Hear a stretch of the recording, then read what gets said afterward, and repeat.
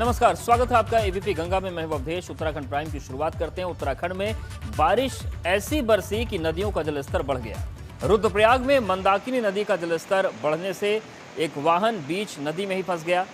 बताया जा रहा है कि ये वीडियो चंद्रापुरी का है। कुछ लोगों ने वाहन को सैलाब से बाहर निकालने की कोशिश की, लेकिन वाहन को बचाया नहीं जा सका। आप देखिए किस तरीके से जो पिकअप वैन है ये सैलाब में फंस गई। हालांकि लोगों ने कोशिश की लेकिन इसे निकाला नहीं जा सका। तो अब जिस तरीके से बीते 2-3 दिनों में तेज़ बारिश हुई, उसके बाद उसका असर दिखना शुरू हो गया है।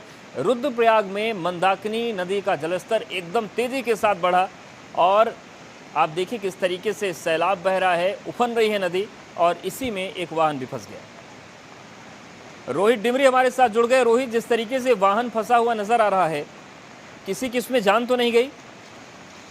जैसे कि मैं कहूँगी लगातार 2 दिन से जो है रुद्रप्रयाग जिले में बारिश हो रही है। ऊंचाई वालों में से लेकर निचले क्षेत्रों में इतनी मूसलाधार बारिश हो रही है कि लोगों का जनजीवन जो है अस्त व्यस्त हो गया। अचानक से जो मंदाकिनी का जलस्तर बढ़ा है, इस कारण जो है चंद्रापुरी में एक वाहन है वो समा गया है मंदाकिनी की नदी में। काफी निकालने की कोशिश की लेकिन लोगों को असफलता ही हार लगी। इसके अलावा मैं कहूँगा ग्रामीण इलाकों में भी काफी मूसलाधार बारिश आ रही है, जिसमें गार्ड गजरे हैं वो भी उफान पर आ चुके हैं। लिंक मार्ग जो है जगह जगह बंद पड़े हुए हैं। राष्ट्रीय राजमार्ग की हालत भी खस्ता हो गई। लोगों को आवागमन करने में जो मुश्किल से गुजर रहे हैं। तो कह सकते हैं कि इधर की बारिश ने लोगों को काफी प्रभावित कर दिया यहाँ पर। जी शुक्रिया रोहित, जानकारी के लिए, अपडेट्स के लिए।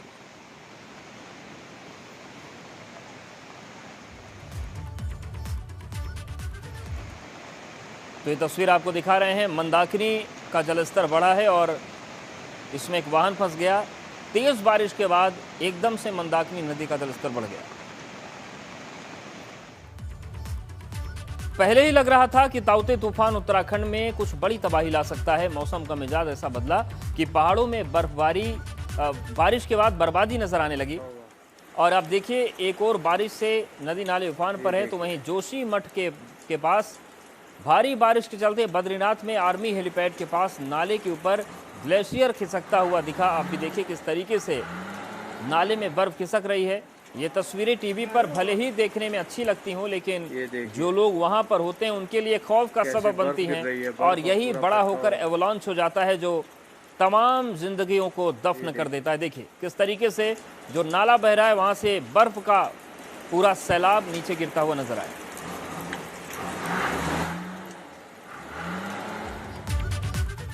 उत्तराखंड में मौसम का मिजाज इस कदर बदला है कि पहाड़ों में लोगों की मुसीबत बढ़ गई। मुसीबत की बारिश अलग अलग शहरों में है।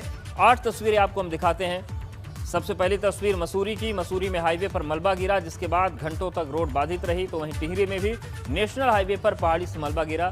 चमोली में बद्रीनाथ हाईवे पर बरसाती नाले में उफान आने से सड़क बह गई। तो वहीं बड़कोट में दीवार ढह गई।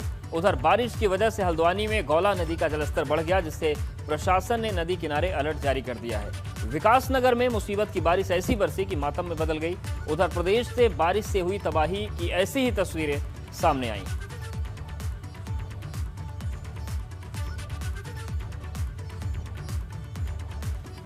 पिथौरागढ़ में बारिश बड़ी मुसीबत बनी है। बारिश की वजह से नेशनल हाईवे बंद हुआ है। पिथौरागढ़ टनकपुर नेशनल हाईवे बंद करना पड़ा। नेशनल हाईवे 125 घाट के पास बंद हुआ गया है। तो बारिश के बाद अब मुसीबत उत्तराखंड में बढ़नी शुरू हो गई है और पिथौरागढ़ में जो नेशनल हाईवे है वो ब्लॉक हो गया। बारिश की वजह से पिथौरागढ़ टनकपुर नेशनल हाईवे बंद हो गया। नेशनल हाईवे 125 घाट के पास बंद हुआ है।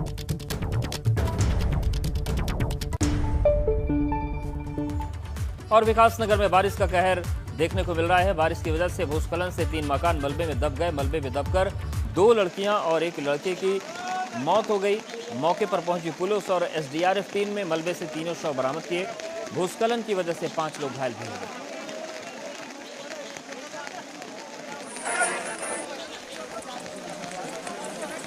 तो देखिए रेस्क्यू ऑपरेशन की तस्वीर आपको दिखा रहे हैं।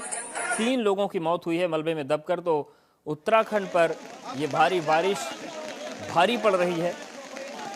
कहीं वाहन फंस रहे हैं, कहीं नदियों का जलस्तर बढ़ रहा है, तो कहीं पर मकान ढहने से जिंदगी खत्म हो रही है। 3 लोगों की मौत हुई है विकासनगर में।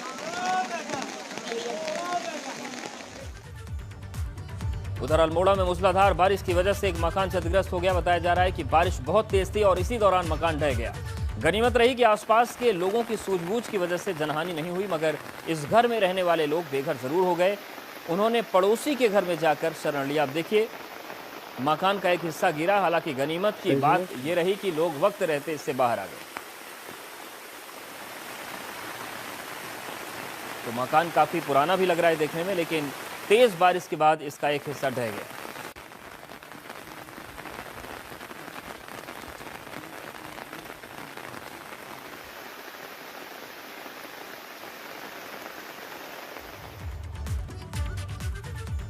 उधर बड़कोट में नगर पालिका के वार्ड नंबर 6 में एक दीवार ढह गई। दीवार ढहने से 3 मकानों पर खतरा मंडरा रहा है। हेलीपैड को जाने वाले पैदल मार्ग पर भी खतरा है। तो बड़कोट में भी यही हालत है। यहाँ पर भी बारिश का कहर देखने को मिला है और नगर पालिका के वार्ड नंबर 6 में एक दीवार ढह गई। दीवार ढहने से 3 मकानों पर अब खतरा मंडराने लगा है। दीवार ढहने से 3 मकानों पर खतरा है। हेलीपैड को जाने वाला जो पैदल मार्ग है उस पर भी संकट आ गया है।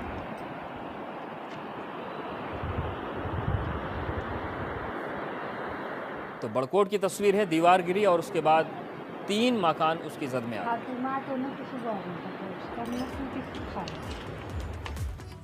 बड़ी खबर धारचूला से है। काली नदी का जलस्तर बढ़ गया है। बीते 24 घंटे से बारिश लगातार हो रही है और इसके बाद जलस्तर बढ़ा है। प्रशासन की तरफ से अलर्ट जारी कर दिया गया है। नदी किनारे रह रहे लोगों के लिए ये अलर्ट जारी हुआ है। तो बड़ी खबर धारचूला से, काली नदी का जलस्तर बढ़ गया है। बीते 24 घंटे से जिस तरीके से लगातार बारिश हो रही है उसके बाद जलस्तर बढ़ा और प्रशासन की तरफ से अब अलर्ट जारी किया गया है। नदी किनारे रह रहे लोगों के लिए ये अलर्ट जारी हुआ है कि वो सुरक्षित स्थानों पर चले जाएं, क्योंकि काली नदी का जो जलस्तर है लगातार बढ़ना शुरू हो गया है।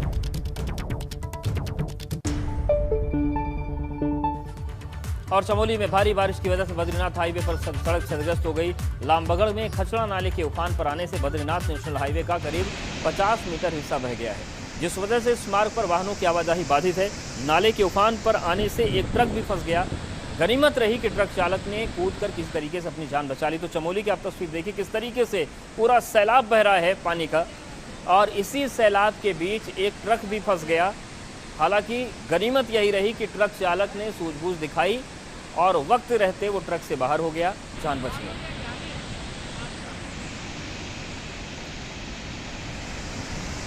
चमोली में भारी बारिश की वजह से बद्रीनाथ हाईवे सड़क क्षतिग्रस्त हो गई है। लामबगड़ में खचड़ा नाले के उफान पर आने के बाद ये हिस्सा बाधित हुआ है।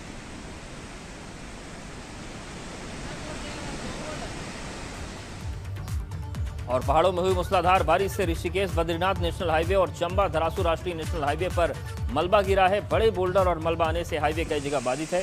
भारी बारिश के चलते ऋषिकेश गंगोत्री राष्ट्रीय राजमार्ग पर तोता घाटी के पास पहाड़ी से भारी भूस्खलन की तस्वीरें सामने आई हैं। वहीं NH 58 पर व्यासी कोडियाला के अलावा जगह जगह भारी भूस्खलन से सड़क मार्ग बंद है। रोड बाधित होने से राहगीरों को काफी परेशानी हो रही है। हमारे जनपद में NH 58 ऋषिकेश से श्रीनगर अभी जो है तोता घाटी और कोडियाला के पास भारी मलबा आने से अवरुद्ध है। यहाँ पर लगातार मशीनरी काम कर रही है, लेकिन निरंतर हो रही बरसात और ऊपर से बोल्डर गिर रहे हैं, जिससे मार्ग को खोलने में दिक्कतें आ रही हैं। संभवतः मार्ग को खोलने में थोड़ा समय लग जाएगा, इसलिए मार्ग को देवप्रयाग से और ऋषिकेश से जो है डाइवर्ट कर दिया गया है। इसके अलावा राष्ट्रीय राजमार्ग 94 हमारा चंबा से उत्तरकाशी के बीच में 5-6 जगह पे अवरुद्ध है, जहाँ पे लगातार मशीनरी काम कर रही है। उत्तराखंड में आई आपदा पर सीएम तीरथ सिंह रावत ने ट्वीट किया है। सीएम ने लिखा कि उत्तरकाशी जिले के यमुनोत्री राष्ट्रीय राजमार्ग पर भारी बारिश से कई स्थानों पर हाईवे बाधित होने का समाचार मिला। सूचना मिलते ही तत्काल जिला प्रशासन, अधिशासी अभियंता, NH SDM बड़कोट को मार्ग खोलने हेतु निर्देशित किया गया। जल्द राष्ट्रीय राजमार्ग पर आवागमन सुचारू करवा दिया जाएगा। तो मुख्यमंत्री तीरथ सिंह रावत ने ट्वीट किया है और आगे उन्होंने लिखा, चमोली में भारी बारिश से लामबगड़ में खचड़ा नाले के उफान पर आने से बद्रीनाथ राष्ट्रीय राजमार्ग 7 का 50 मीटर हिस्सा बह गया है और इलाके में कई स्थानों पर हाईवे बाधित होने का समाचार मिला है।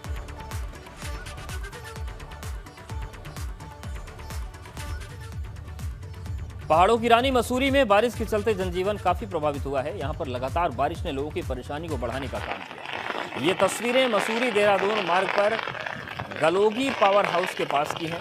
यहां पर भारी भूस्खलन के बाद सड़क पर मलबा आने से रास्ता बंद हो गया, जिसके बाद गाड़ियों की लंबी लाइनें यहां पर लग गई। एम्बुलेंस भी यहां पर काफी देर तक फंसी रही, जिसके बाद लोगों ने सड़क पर बड़े बड़े पत्थरों को खुद ही हटाया और कड़ी मशक्कत के बाद एम्बुलेंस के लिए रास्ता खोला गया।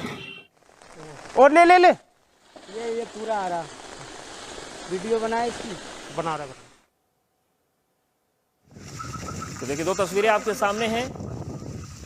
मसूरी का जो रास्ता है उस पर भारी मलबा गिर गया था, जिसके बाद लोगों ने खुद ही सड़क को खाली किया, वहां से पत्थर हटाए और फिर गाड़ियों को आगे रवाना किया।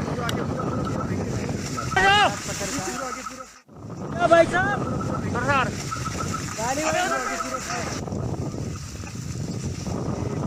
मलबा आने के बाद लंबा जाम लग गया, एम्बुलेंस भी इसमें फंस गई। उसके बाद लोगों ने खुद ही मलबे को हटाया, बड़े पत्थरों को हटाया सड़क से, जिसके बाद इन गाड़ियों को आगे रवाना किया जा सका। काफ़ी देर के बाद ये रास्ता खोला जा सका।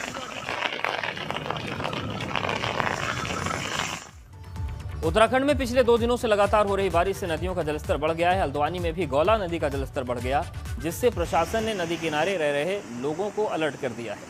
सिंचाई विभाग ने गौला बैराज से करीब 3000 क्यूसेक पानी छोड़ा है और ऐसे में अगर बारिश और बढ़ी तो गौला का जलस्तर और बढ़ सकता है, जिससे नदी किनारे पर रह रहे लोगों की परेशानी बढ़ सकती है। प्रशासन ने लोगों से अपील की है कि वो नदी के किनारे न जाएं।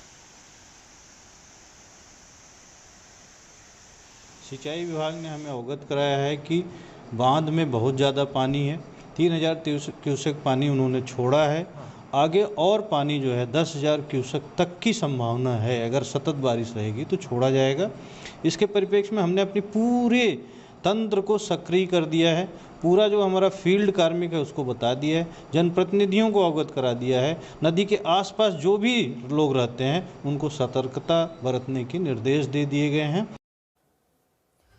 हरिद्वार के भूपतवाला में कोविड संक्रमित मरीजों के इलाज के लिए बनाए गए बेस हॉस्पिटल में बारिश का पानी गया और इस अस्पताल को योग गुरु बाबा रामदेव के संस्थान और उत्तराखंड सरकार मिलकर संचालित कर रहे हैं। बारिश का पानी बेस हॉस्पिटल के आईसीयू वार्ड तक पहुंच गया। बताया जा रहा है कि अस्पताल में पानी की निकासी के लिए व्यवस्था नहीं थी, जिस वजह से पानी की निकासी नहीं हो पाई और पानी अस्पताल के अंदर ही जमा हो गया। हालांकि उसको निकालने की कोशिशें चल रही हैं, लेकिन बारिश के बाद यहाँ पर भारी अव्यवस्था देखने को मिली। बागेश्वर में बीते 24 घंटे से जारी बारिश से पारा गिर गया, जिस वजह से ठंड बढ़ गई। लगातार बारिश से ग्रामीण इलाकों में कई सड़कें बंद हैं। कपकोट में 2 और बागेश्वर में 1 सड़क बंद है। कपकोट ब्लॉक के ग्रामीण लिंक मोटर मार्ग पर बोल्डर गिरने से सड़क बंद हुई है। लोक निर्माण विभाग सड़कों को खोलने में जुटा हुआ है। तो आप देखिए किस तरीके से बीच सड़क पर पेड़ गिरे, उससे यातायात बाधित हो रहा है। रुद्रप्रयाग जिले में हो रही बारिश से केदारनाथ धाम में चल रहे पुनर्निर्माण काम प्रभावित हुए। केदार घाटी में बारिश होने से आम जनजीवन भी प्रभावित है। केदारनाथ धाम में 2 दिनों से बारिश और बर्फबारी हो रही है। केदारनाथ की चोटियों ने एक बार फिर से बर्फ की सफेद चादर ओढ़ दी। लगातार 2 दिन से हो रही बारिश के कारण केदारनाथ धाम में चल रहे सभी पुनर्निर्माण कार्य ठप पड़ गए।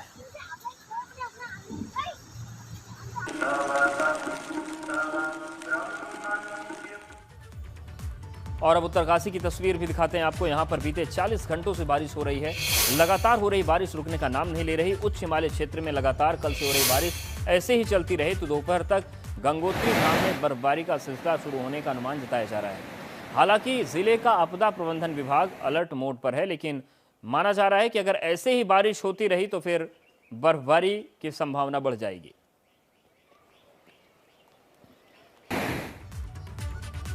और यहां पर वक्त एक छोटे से ब्रेक का है, फौरन हाजिर होंगे। उत्तराखंड में जल्द ही कोरोना के मरीजों को आयुष विभाग आयुष 64 दवा का वितरण करने जा रहा है। यह दवा कोरोना मरीजों को इलाज के लिए दी जाएगी। स्वास्थ्य मंत्रालय को केंद्र सरकार ने इसकी अनुमति दे दी है। आयुष मंत्री हरक सिंह रावत ने कहा कि इस दवा का वितरण जल्द शुरू होगा। 1 करोड़ की धनराशि आयुष 64 दवा के लिए सीएम से स्वीकृत करा दी गई है। हमारे आयुष मंत्रालय भारत सरकार ने हमको गाइडलाइंस जारी की है कि हम कोविड पॉजिटिव का इलाज भी आयुर्वेदिक दवाइयों के माध्यम से, जो सीरियस कंडीशन में जो मरीज है उनको छोड़कर, हम जो माइल्ड मरीज हैं थोड़ा सा उससे दूसरी चरण की स्थिति में है, तो केवल सीरियस मरीजों को जो गंभीर रूप से बहुत, जिनका ऑक्सीजन लेवल बहुत नीचे है, फेफड़ों में काफ़ी नुकसान हो चुका है, उनको छोड़कर हम आयुर्वेदिक ट्रीटमेंट अगर समय पर अगर ले लेंगे तो निश्चित रूप से जो अब तक पूरे देश के अंदर जो सर्वे हुए हैं कि जिसने भी I-64 का यूज किया है, मैं कोई दावा तो नहीं कर रहा हूं, लेकिन अधिकतर लोगों को ये राय आई है और इसीलिए भारत सरकार ने फिर इस दवाई को कोविड पॉजिटिव दवाई के रूप में इस्तेमाल करने का अनुमति दी है। वन और पर्यावरण मंत्री हरक सिंह रावत ने प्रदूषण नियंत्रण बोर्ड की ओर से कोरोना से जंग लड़ने के लिए 25 करोड़ की धनराशि मुख्यमंत्री राहत कोष में दी। इस धनराशि का चेक उन्होंने मुख्यमंत्री तीरथ सिंह रावत को सचिवालय स्थित कार्यालय में भेंट किया। मुख्यमंत्री के सहयोग के लिए आभार व्यक्त किया। तेजी के साथ अगली किसी चुनौती का सामना करने के लिए, जिससे कि कोई भविष्य में फिर अगर कोई कोरोना 3 जिसको कह रहे हैं, लहर कह रहे हैं, संभावनाएं व्यक्त की जा रही है मेडिकल साइंस और मेडिकल, और ये चेतावनी भी भारत सरकार के स्वास्थ्य मंत्रालय ने सभी राज्यों को दी भी है। इसको ध्यान में रखते हुए इस प्रदेश सरकार के पास संसाधन होनी चाहिए और इसलिए मैं सब लोगों से निवेदन कर रहा हूँ कि जिससे जो योगदान हो सकता है अपने स्तर पर मुख्यमंत्री राहत कोष में उस योगदान करें, जिससे कि हाँ सरकार तेजी के साथ और संसाधन जुटाने में काम कर सके। नेता प्रतिपक्ष इंदिरा हृदयेश ने राज्य सरकार को आड़े हाथ लिया। नेता प्रतिपक्ष ने कहा कि राज्य में वैक्सीनेशन का काम ठीक से नहीं हो पा रहा है। उन्होंने कहा कि वैक्सीन लगाने के लिए जो वैक्सीनेशन सेंटर बनाए गए हैं वहां पर वैक्सीन नहीं लग पा रही है। इसके अलावा 45 साल से ऊपर के लोगों को जिनकी दूसरी वैक्सीन लगनी है, उनको ये पता नहीं चल पा रहा कि उनको दूसरी वैक्सीन कब और कहां कैसे लग पाएगी। सरकार ने 18 से 45 वर्ष की आयु के लोगों के लिए वैक्सीन लगाने के निर्देश दिए हैं, पर जो वैक्सीनेशन सेंटर बनाए उनमें भी वैक्सीन नहीं लग पा रही है और किसी को ये पता नहीं कि उसको वैक्सीन किस दिन लगेगी, और जिनको एक डोज लग गया उन्हें दूसरी डोज उपलब्ध नहीं है। जनता बड़ी परेशान है। वैक्सीनेशन से ये महामारी कम होगी, घटेगी और महामारी से लोग बचेंगे। राज्य सरकार के पास यदि वैक्सीन नहीं है तो वो ग्लोबल टेंडर करे, राष्ट्रीय टेंडर करे, टेंडर के माध्यम से वैक्सीन मंगाए। राज्य सरकार की जिम्मेदारी उसके पास वैक्सीन भी हो और लगाने वाले लोग भी मौजूद हों। टिहरी के ग्रामीण क्षेत्र में कोरोना के बढ़ते मामलों को देखते हुए जिला प्रशासन एक्टिव नजर आ रहा है। जिलाधिकारी का कहना है कि कंटेनमेंट जोन बनाए गए स्थानों का वरिष्ठ अधिकारी निरीक्षण कर रहे हैं। मौके पर ग्राम प्रधानों से गांवों की स्थिति की जानकारी ली जा रही है। साथ ही अधिकारी अपने मोबाइल नंबर भी शेयर कर रहे हैं ताकि जरूरत पड़ने पर संपर्क किया जा सके। जिला प्रशासन ने करीब 40,000 कोविड किट का ऑर्डर किया है।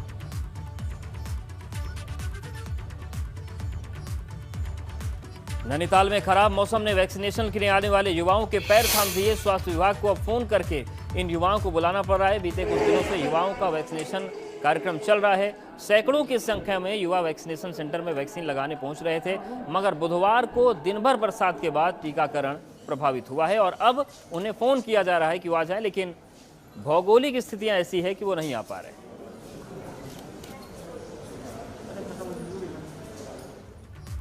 और मंगलौर के लिबरहेड़ी गांव में करीब 30 मौतों के बाद प्रशासन की नींद खुल रही है। वहीं हर गांव में संक्रमण को रोकने के लिए प्रशासन ने अब विलेज टास्क फोर्स टीम का गठन किया है, जिसमें गांव स्तर पर पूर्व प्रधान, आंगनबाड़ी और ग्राम पंचायत अधिकारी शामिल किए गए, जो प्रत्येक गांव में जाकर बुखार और कोरोना से संक्रमित लोगों की सूची बनाकर देंगे। इसके बाद उन गाँव में लोगों की सैंपलिंग के साथ सैनिटाइजर और दवाइयाँ उपलब्ध कराई जा सकें।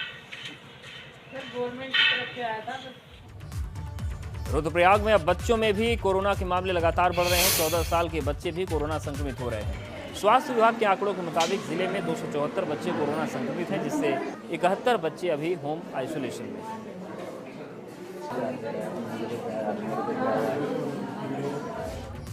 खटीमा में यूपी सीमा से सटे बनगवा गांव में मामूली विवाद में लाठी डंडों और ईंट पत्थर से जानलेवा हमले का वीडियो जारी हुआ है। पीड़ित परिवार ने पुलिस को तहरीर देकर कार्रवाई की मांग की। वहीं पुलिस अधिकारियों ने वायरल वीडियो की जांच करके कार्रवाई की बात कही। आप देखिए किस तरीके से लाठी डंडे चल गए दो पक्षों में।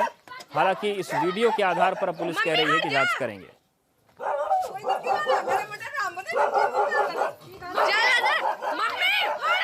तो वायरल वीडियो पर पुलिस ने कार्रवाई कर दी है। खटीमा में यूपी सीमा से सटे बनगवा गांव में मामूली विवाद में लाठी डंडे चल गए और अब पुलिस इस पर कार्रवाई करेगी।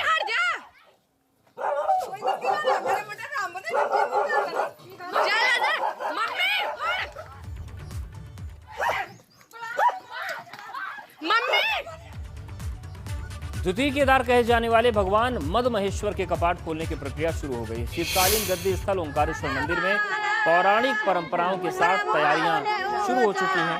भगवान मद महेश्वर की चल विग्रह उत्सव मूर्तियों को वैदिक मंत्रोच्चार के साथ ओंकारेश्वर मंदिर के गर्भगृह से सभा मंडप लाया गया और प्रशासन स्तर से नियुक्त मात्र सीमित महिलाओं ने भगवान मद महेश्वर को नए अनाज का भोग अर्पित किया।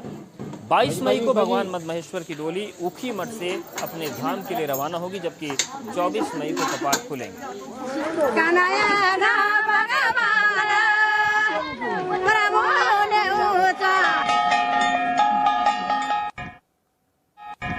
वीडियो कथावन तो टाइम ही नहीं मिला। और इस बुलेटिन फिलहाल इतना ही, लेकिन आगे जरूर देखिए उत्तर प्रदेश का सबसे खास बुलेटिन सुनो यूपी।